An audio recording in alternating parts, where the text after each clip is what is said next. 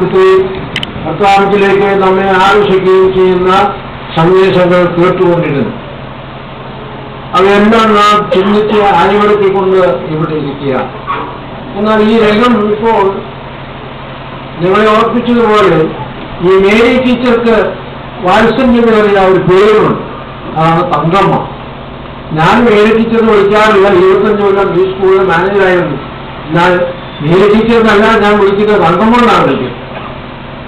അതുപോലെ തന്നെ ആന്റണി, അവരും ഒരു വാത്സല്യമേറിയിരിക്കുന്ന ഓമനപ്പേരുണ്ട്. അത് കുഞ്ഞുമോനാണ്. അവിടെ ഇന്ന് കുഞ്ഞുമോനെയും തങ്ങളുടെയും ഓർക്ക് ദൈവത്തെ സ്തുതിക്കുക. എന്നാൽ കുഞ്ഞുമോന്റെ ഹൃദയത്തിൽ ഒരു മുറിവുണ്ടായിട്ടുണ്ട്.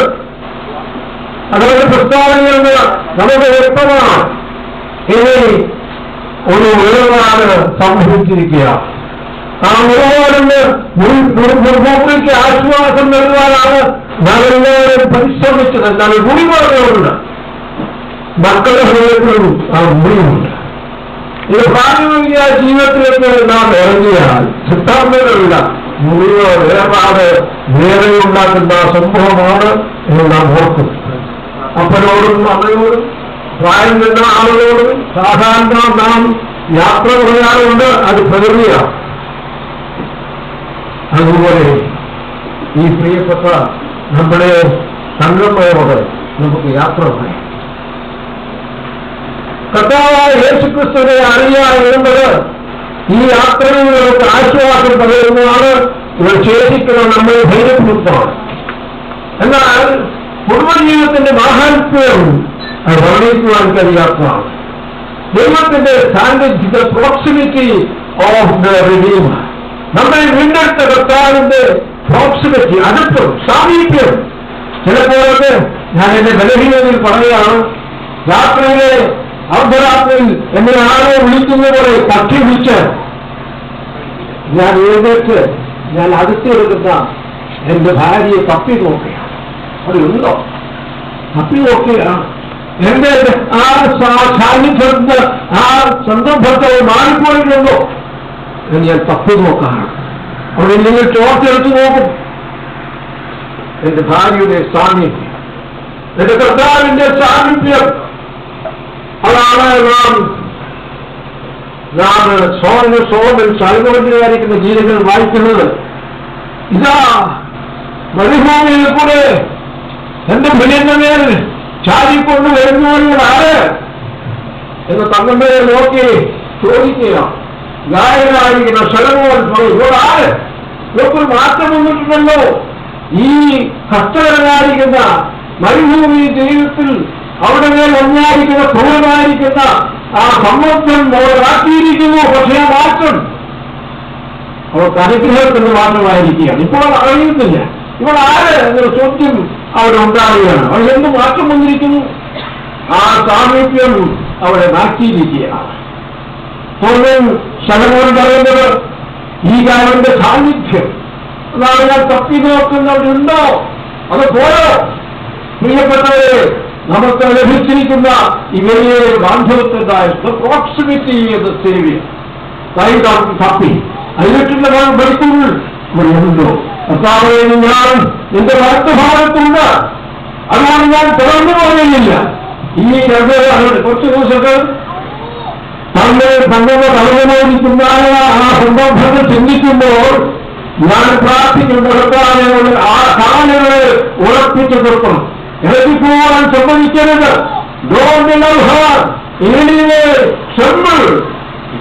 എനിക്ക് കൊണ്ട് സമ്പാദിക്കുന്ന വാക്കുകളാണ്. ഞാൻ എന്റെ വലത്തുഭാഗത്തം ഉള്ളതുകൊണ്ട് ഞാൻ ഒഴുകിപ്പോയില്ല.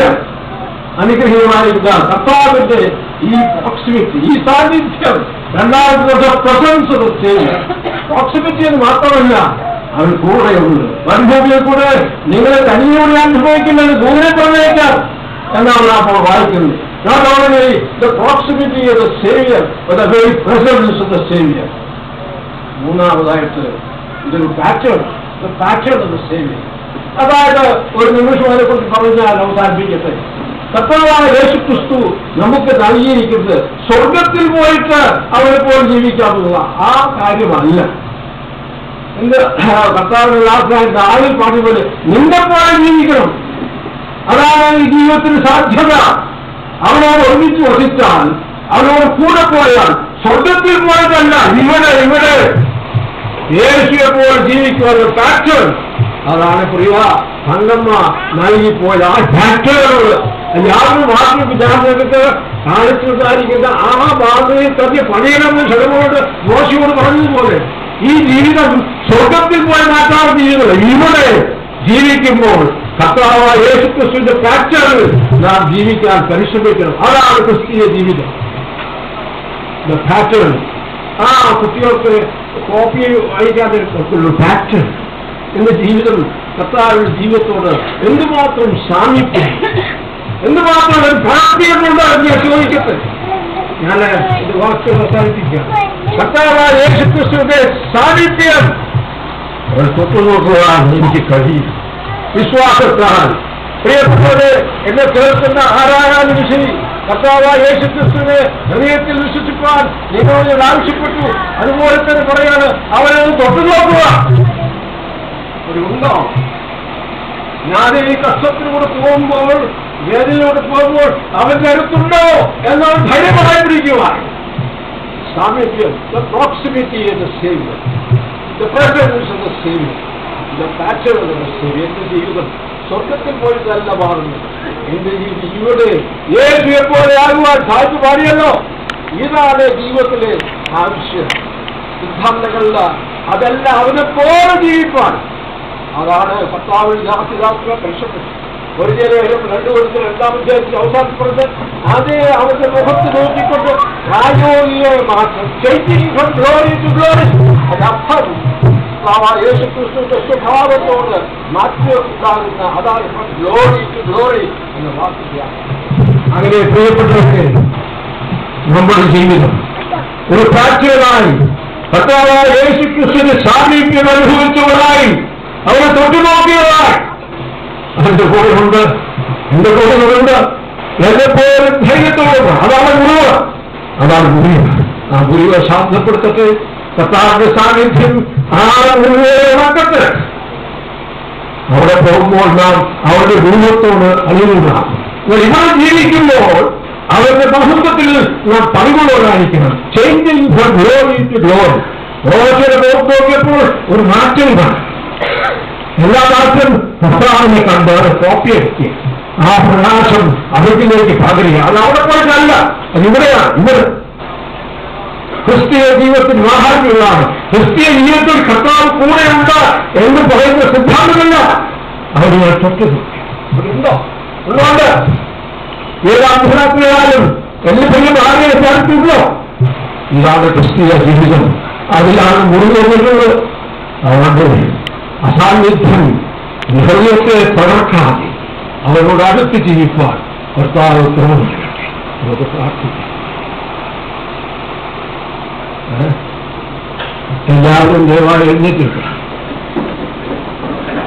മഹത്വ സമ്പൂർണനായ ഞങ്ങളുടെ കർത്താവെ, അവർക്ക് മഹത്വം ഞങ്ങൾക്ക് ഉറിഞ്ഞു വെച്ചത് ഞങ്ങൾ തിന്നുമ്പോൾ മറ്റേ ആകണമെന്നുള്ളതാണ്. കർത്താവെ, ഈ ജഗത്തം സ്വീകരിച്ചത് ഈ ശരീരത്തിൽ ഞങ്ങൾ മഹത്വപ്പെട്ടവർ എന്നുള്ളതുകൊണ്ടാണ്. ഞങ്ങൾ മാറ്റപ്പെട്ടവരായി ഈ ശരീരമായി തേജസ്സുകളായിട്ടല്ല കർത്താവ് ഇവിടെ വെച്ചതിന്റെ തേജസ്സിനെ പ്രകാശിപ്പിക്കുവാൻ. Changing from glory to glory. അവരുടെ സ്വഭാവത്തോട് അറിവ് കാണുവാൻ, യേശുവെപ്പോലെ ആകുവാൻ ഈ കൃപയിടുമെന്ന് പ്രാർത്ഥിക്കുന്നു. വളരെ കുറവുണ്ട് കർത്താവ്. എന്റെ സ്നേഹിക്കുന്ന പോലെ സ്നേഹിക്കേണ്ട പോലെ എല്ലാം സ്നേഹിച്ചിട്ടില്ല എന്ന് സത്യമാണ്. വളരെ കുറവുകളെ ക്ഷമിക്കണമേ.